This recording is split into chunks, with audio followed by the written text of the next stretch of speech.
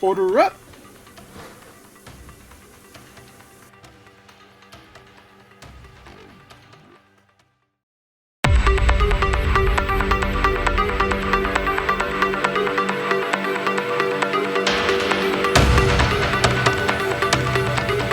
We have reached the final division in our division by division NFL preview as we order up.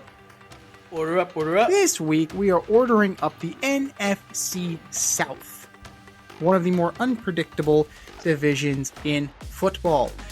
Both you and I were 1-3 last year, so we definitely need to pick that shit up. We definitely need to pick it up. But that was last year.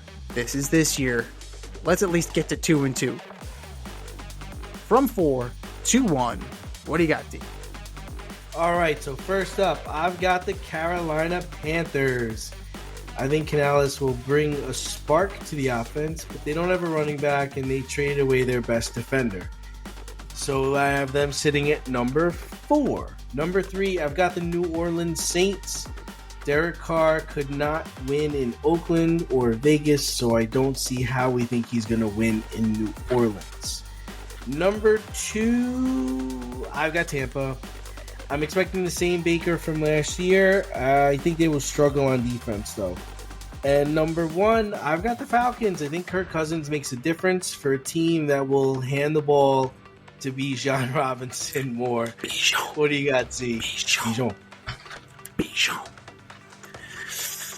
You can't really argue with Carolina because they're so terrible. How terrible are they? It doesn't matter that they have Deontay Johnson and Adam Thielen. They still have Bryce Young at quarterback. That's a problem. Makes you wonder, how many games will Andrew Dalton get into? Because that's really it. It's Bryce Young and Andrew Dalton. You've got Chuba Hubbard, Miles Sanders. Okay. It's something. A little bit, at least. That defense, I don't know. They seem to be moving in the right direction. They brought in Jadeveon Clowney. Yay, I guess. So, it's going to be another year of hurt in Carolina. Number 3. I agree. The New Orleans Saints. Derek Carr, he is who he is. He's good enough to get you beat. That's who he is. Now, he's not throwing to Michael Thomas. He's really only got Olave and Shaheed. Where is Michael Thomas these days? He's a free agent. He doesn't have a job. Yeah. He does not have a job. So, well, that's an interesting question. Who gets hired first, Michael Thomas or Kadarius Toney? Because we saw that Juju got signed by the Chiefs, which is why Kadarius, is gone. So, you got Jamal Williams and Alvin Kamara, but you have some semblance of a running game. The defense still plays a little bit. There's still a good secondary there. You still have Cam Jordan. You still have some good players there. That's keeping you at a last. That's keeping you at a dead fucking last.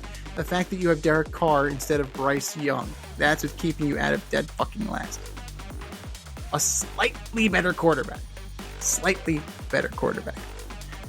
Number 2, I got the Falcons. Yes, they bring in Kirk Cousins. It's still Kyle Pitts. It's still Drake London. They need to prove that they are who we think they are. Because then you got Darnell Mooney and you got Ray McLeod. They went and got a kick returner to be their wide receiver 3, and they went and got a receiver from the Bears. There you go. That's a great idea. Team that can't throw the ball. We're going to get that guy. And Bijan and Algier are going to be Bijan and Algier. But is that going to be enough? Defense looks good. They brought in Matt Judon. They brought in Justin Simmons. They had Jesse Bates. Grady Jarrett is still there. You still got players there. You still have players there. And you got to think that that's going to be better. Question marks. Question marks abound. on the offensive side of the ball for Atlanta. And by default, number 1, the Tampa Baker Buccaneers.